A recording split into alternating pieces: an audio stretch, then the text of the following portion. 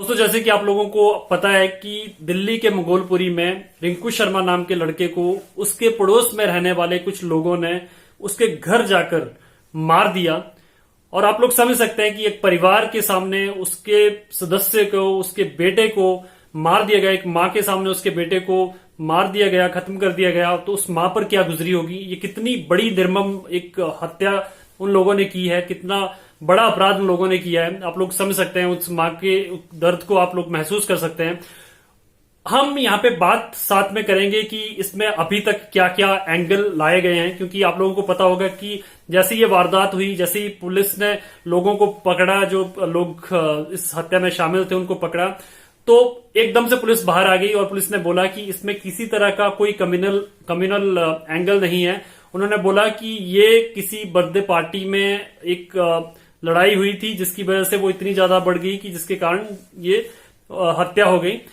परंतु इसके अलावा आप लोगों को बता दें कि इस जो पुलिस की जो बात है, जो पुलिस ने बोला है, उसमें भी कुछ और भी एंगल हैं, जो कुछ और भी थ्योरी हमें सुनने को मिल रही है। परंतु दूसरा जो एक पक्ष है, जो कि परिवार वालों का पक्ष है, परिवार वाले कह रहे हैं कि जो लड़का रिंकू शर्मा था वो राम भक्त था, वो बजरंग दल का सदस्य था, राम भक्त था, और राम की जो चंदा इकट्ठा किया जा रहा है, राम मंदिर बनाने के लिए जो चंदा इकट्ठा किया जा रहा है, उसको इकट्ठा करने के लिए एक यात्रा निकाली थी। तब से जो लोग उसके अगेंस्ट हो गए थे, जो दूसरी कम्युनिटी है वो उसके अगेंस्ट हो गए थे, और काफी अनबन हुई थी, और काफी पहले कुछ बातें भी हुई, उनके बीच झड़प भी हुई, परंतु वो ठीक हो गया था। परंतु रिसेंटली वो लगातार कुछ न कुछ ऐसा हुआ जा रहा था कि जिससे कि वो लोग उसके पीछे लगे हुए थे। उसी वजह से उन लोगों ने राम मंदिर या राम भक्त होने की वजह से उन लोगों ने रिंकू शर्मा की हत्या की है। तो ये एंगल है फैमिली का, परिवार वालों का।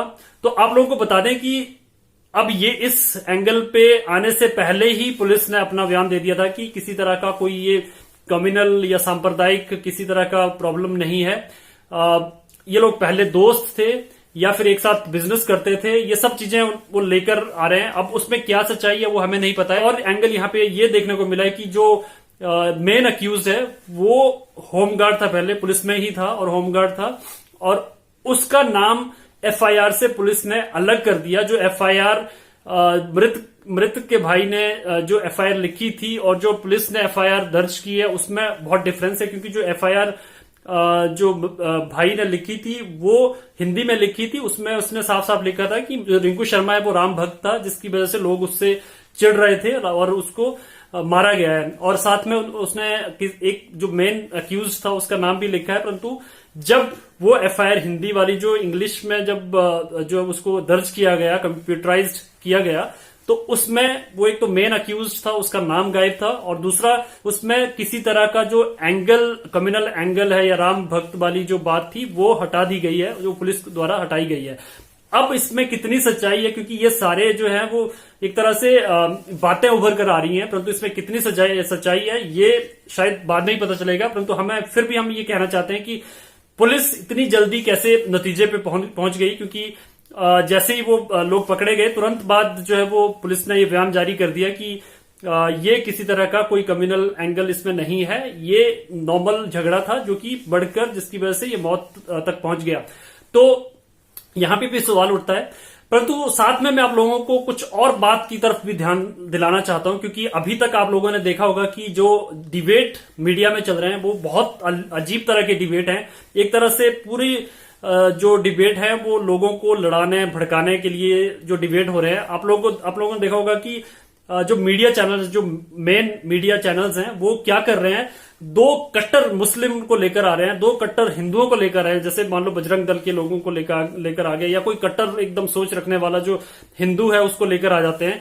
और मुस्लिम में जैसे कि कोई जो भी एकदम कट्टर मुस्लिम है उसको लेकर आ जाते हैं। आप लोगों ने देखा होगा कि अगर किसी ने नॉर्मली बोला कि हाँ ये बहुत गलत हुआ है, ये ऐसा नहीं होना चाहिए, तो एंकर क्या करता है, पिछली बातों को लेकर आएगा और उनको बताएगा कि अगर ऐसा हुआ है तो यहाँ पे भी ऐसा होना चाहिए था, यहाँ पे ऐसा क्यों नहीं हुआ है। एक तरह से पूरी तरह से दंगा भड़काने वाले काम जो वो मीडिया चैनल्स कर रहे हैं। और आपको दूसरी बात एक और बता दूं कि लड़का राम भक्त था, नॉर्मल लड़का था, किसी तरह का कोई बहुत बड़ा कार्यकर्ता या फिर वो नहीं था, बट उसको जानबूझकर बीजेपी का कार्यकर्ता था जिसकी वजह से उसको मारा गया, राम मंदिर के लिए तो जानबूझकर उस पर स्ट्रेस दिया जा रहा है ताकि दंगे भड़के, लोग आपस में लड़े और जो है वो अशांति फैले। अब मुझे समझ नहीं आता कि मीडिया चैनल्स को इससे क्या मिलता है। उनको कोशिश करनी चाहिए कि नॉर्मल जो चीजें हैं उसको, फैक्ट्स को रखना चाहिए। कोई अगर कोई चीज बोल रहा है तो उसको जानबूझकर किसी दूसरी बात बुलवाने की कोशिश नहीं करनी चाहिए, क्योंकि ये सिचुएशन ऐसी होती है जहां पे दंगे भड़क सकते हैं और ऐसे ही चीजों में दंगे भड़कते हैं और मीडिया चैनल्स ही हैं जो कि दंगे भड़काने का काम करते हैं। और दूसरी बात मैं ये कहना चाह रहा हूं यहाँ पे कि आप लोगों ने देखा होगा कि जैसे पुलिस ने ये बात पुलिस लेकर आई कि किसी तरह का कोई कम्युनल एंगल इसमें नहीं है। जब ये बात आ गई, पुलिस ने एक बयान जारी कर दिया, फिर भी मीडिया चैनल्स जो है वो उसको नहीं मान रहे हैं। वो अपना अलग तफ्तीश करते हैं, वो अलग तफ्तीश करते हैं, अलग जो वो अपना सारा जो प्रोपेगेंडा है वो चलाते हैं और जानबूझकर उसको लंबा खींचने के लिए, से कम्युनल रंग देने के लिए डिबेट करवाए जा रहे हैं। ये जो घटना है उसको कम्युनल रंग देने के लिए डिबेट करवाए जा रहे हैं।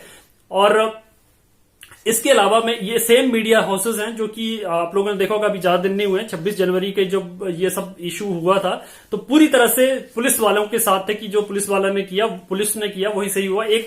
पूरी तरह से एक तरफ हो गए थे, परंतु वही पुलिस वाले जब अभी ये चीज कह रहे हैं तो वो वहां पर उनके साथ नहीं है, क्योंकि यहां पे कुछ चीजें जो है वो मैनिपुलेट की जा रही हैं।